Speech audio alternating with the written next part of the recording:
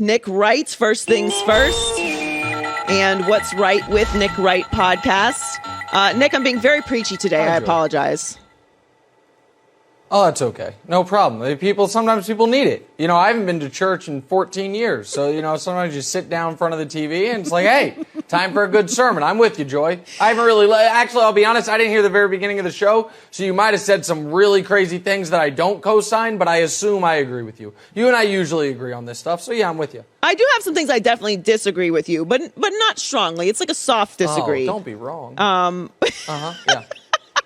Well, I'll start with Harden last night, obviously. So even though it was to the demise of my Heat, I enjoyed watching James Harden be old James Harden again. I liked seeing the excitement. You know, it was fun to watch as a basketball fan. I can take away my Heat fandom for a moment because I think they'll win the series anyway. And I anticipated that James Harden would be Miami James Harden, which, as we know, is a different environment than Philadelphia. But were you surprised that James Harden reverted back to what he's been for the rest of the series last night?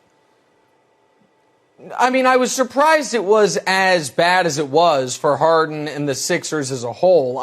We can no longer rely on James Harden scoring 25 points, much less 35 points. I mean, once upon a time, James Harden had a streak of more than 30 consecutive games of 30-plus points. This is a guy who 23 times in his career has scored 50, 4 times has scored 60. And now if he gets half of that, we're like, wow, what a game. I also thought the commentary during Game 4 was a little insulting if you're James. Everyone kept talking about him turning back the clock like he was Tim Duncan in 2000. I'm sorry, like he was David Robinson in 2002, as opposed to a guy who should be at the tail end of his prime.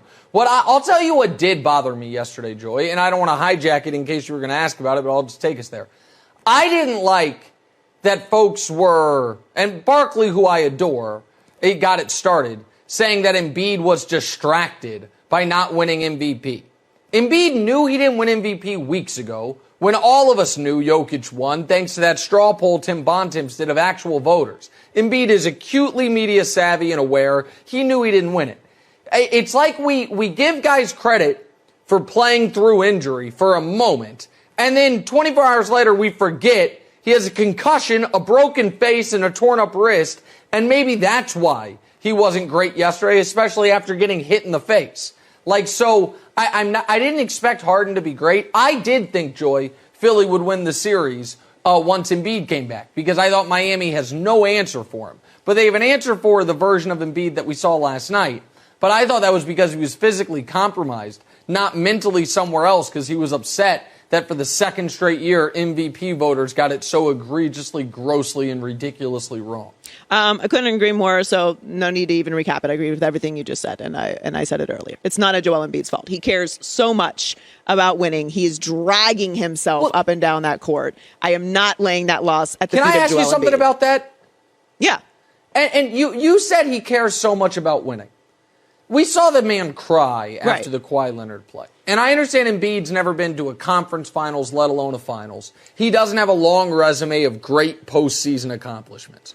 But I feel like he should have the benefit of the doubt that this guy cares. And it frustrates me when guys' track records get so quickly forgotten or pushed aside because of a momentary either issue or just, in this case, it was just a hypothesis. There is nothing in Joel Embiid's basketball character that should lead us to believe that in Game 5 of a playoff series, his mind is somewhere else. And it bothers me when guys build up, a sweat equity, if you will, of playing the right way and competing, and then it's just forgotten. So I think you put it perfectly. There is nothing that have led us to believe he wasn't all in last night. He's just physically compromised, and your damn Miami Heat have a great defense. Those things all played into fact last night. 100%. So Luka is your your estranged Slovenian son? What is it? Estranged? No. How dare you? Large adult Slovenian son. Large adult. Okay, so you guys still have a relationship. That's important. People say, Joy, people say Luka's too old to be my son. You've met one of my 23-year-old sons. He hosts the podcast with me. The idea that I couldn't have a 23-year-old Slovenian son as well. Joy Taylor, what do we say? Families come in all different shapes and sizes. He's my large adult Slovenian son. Go ahead. No, it's absolutely. That's how it goes. I think people think that we are younger than we are, which is a compliment to us. We're actually quite old. But well, certainly you, Joy. Yes. I think, but I don't know about me. I'm aging in dog years these days. But go ahead. Sorry, get to the point. Sorry. Well, Luka, I love watching Luka, and he's one of the most fascinating players in the NBA to me because he just cannot be moved off of his speed. He's just going to do everything at the speed he wants to do it, and there's nothing you can do about it. And he's a tremendous player, but he needs more. And the Suns are a complete team, and they're going to do what they did last night. Now, obviously the home team has won every single game, and I think this next game is going to be a tremendous game. But we were kind of losing our minds a little bit about the Mavs, and now it's sort of settled down. That's how it goes in these series. This one's losing, this one's winning. What do the Mavs actually need to do to win this series? Because the Suns are not afraid to go on the road and win a game. Yeah. So I think that's correct. I think, however, if the Suns win Game 6, they win the series. Because I think that the amount of pressure that is going to be on Phoenix in a Game 7, for Chris Paul, this is, I believe, his last shot to win a title. And let me put it like this. He will never have a better shot than right now to win a title. Last year, up 2-0 in the finals on a team with Giannis coming off an injury, they lose 4 straight. This year, Ja is now out. The Warriors, to me, look shaky. We don't know who's going to come out of the East. They are the best record, the best team, home court. They're healthy now with Booker back. They should win, right? If they lose Game 6, and I think they will, Chris Paul's got to be feeling like, you got to be kidding me. And Chris Paul's been shaky the last few games. And Devin Booker keeps upping the ante on how much venom will be coming for him if they lose. The nonsense he pulled last night, Joy, on the Luka thing, and I love CP3, but you're going to talk about somebody flopping or faking getting hit in the face when your teammate is Chris Paul? You're going to do that, Devin Booker? Like that? And so if Luka wins the next 2 games, and the one thing the Mavs do have is the best player in the series, by far, that little show Devin Booker did last night is gonna follow him a bit. To answer your question directly, what do they have to do? In Game 6, they need their, Reggie Bullock, don't go 0-for-5. Spencer Dinwiddie show up to 1 game this series. The role players have to help in Game 6 at home. And then in Game 7, they'll simply need an all-time great performance by Luka Dončić. He will have to go 40 points, 15 rebounds, 10 assists in a Game 7 on the road, and I think he can do it. But Game 6, they need the role players to step up. So you have Knicks club superstar. We are both party people. So this sounds like a fun club. Yeah, we are. You mentioned Devin Booker, who I don't understand why you have a beef with him. But I don't have a problem with this club's, the lists to get in the club. I generally don't like to go to places that have lists. It's a lot for me. I'm more of a dive bar girl. But occasionally I will attend something that you have to be on a list for. Such a lie. It's not true.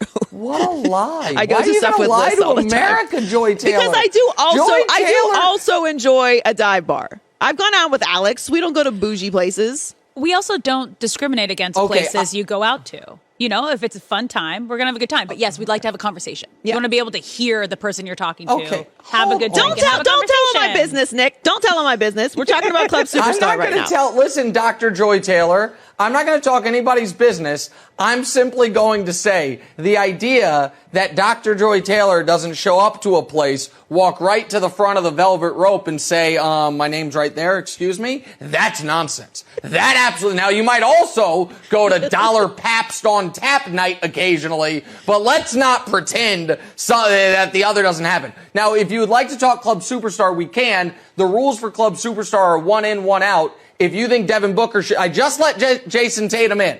I had to kick out poor Anthony Davis. He got kicked out. That's fair. So it's Ja, Giannis, LeBron, Dame, Kawhi are up there. You have Embiid, Steph, KD, CP3, Luka, Jokic. Jokic is kind of sad in the MVP room all by himself, but he has his trophies to keep him company. And Tatum just got in.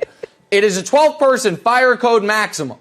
There's the most people we can have. So if you want to put in Devin Booker, I am putting it on you. Who are you kicking out? Okay, so can't have more than 12. We're not making exceptions. I like the limit on the club. It's a very exclusive club. It should be an exclusive club for superstars. I'm 100% with you on Anthony Davis being kicked out, but kind of in the same space as Anthony Davis, I feel like, and I adore Kawhi Leonard. We have not seen him play basketball in quite some time. So I feel like that's arguable at this point. I do think he has some things to prove after not playing basketball for quite some time. And I love Kawhi. But I would actually argue that Booker should be in before Tatum. Booker's played in the finals. Tatum hasn't taken his team to a final. So I would argue that he should be in because of that. I'm not outraged at any of this. Okay.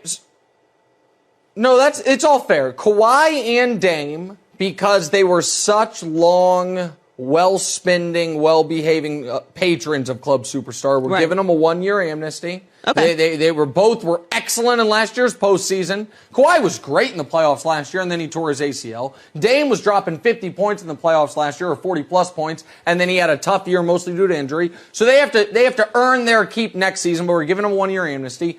Tatum versus Booker is an interesting one. I think Tatum's a better defensive player. Booker has been to a NBA Finals. Tatum, on the other hand, has been to the conference finals 3 times, and Tatum's never been on terrible teams. Booker was the centerpiece of terrible teams every year until Chris Paul walked into his life. Now, the question, I think, is going to be, if the Suns make the finals this year, will Booker get in above someone like Dame, or does CP3 walk out? So you're Booker still going to keep point, Tatum the best in? player on the Suns. You're still going to keep Tatum in if Booker goes to the finals again. Tatum's earned his way in. Well, you can't just let Tatum in and then immediately make him leave. No one will want to come to the club and let you in and then be like, no, you got to leave. He just got in. He got in 10 minutes ago. He outplayed Kevin Durant in a playoff series. Sometimes you act a fool and you got to get kicked out. Yes. No, listen, the whole genesis, I got to tell you this much right now. I'm like you, Joy. I'm not that worried about Twitter attacks. However, the whole genesis of Club Superstar was folks that I was too hard on Jason Tatum because I wouldn't name him a superstar. I had a whole painting commissioned to honor Jason Tatum. I'm not immediately going to kick him out. He outplayed Kevin Durant in a playoff series. He's playing eye-to-eye with Giannis right now. He's earned his way in. Jason Tatum, congrats. You're one of the 12 best players in basketball currently. He's earned his way in. If Booker earns his way in, we'll see. Not sure who's going to leave, though. I got to say, Nick, I never thought that you, of all people, would succumb to peer pressure from Twitter. It's not you, Nick Wright. It's not peer pressure, being but, influenced I can only take so much. By the Twitter cockroaches. I've got George Karl calling me ugly. I got Kevin Durant calling my takes trash. I got a lot. I got the whole New England area attacking me. You got to go along with the city of Denver. It's a lot, Joy. It's a lot. Sometimes I just need a break. It's fair. I hear you. There's at least one entire city mad at me per day. So I hear you. Thanks for coming on, Nick. Obviously, check out First Things First and What's Right with Nick Wright, his new podcast. Excellent podcast. Appreciate you, Nick. All right. Love you guys. See you. Bye. Hi, everybody. Thanks for watching. Subscribe here to get the latest from the show. Also, be sure to check out more of the best clips from The Herd or go watch a few segments from other shows on FS1.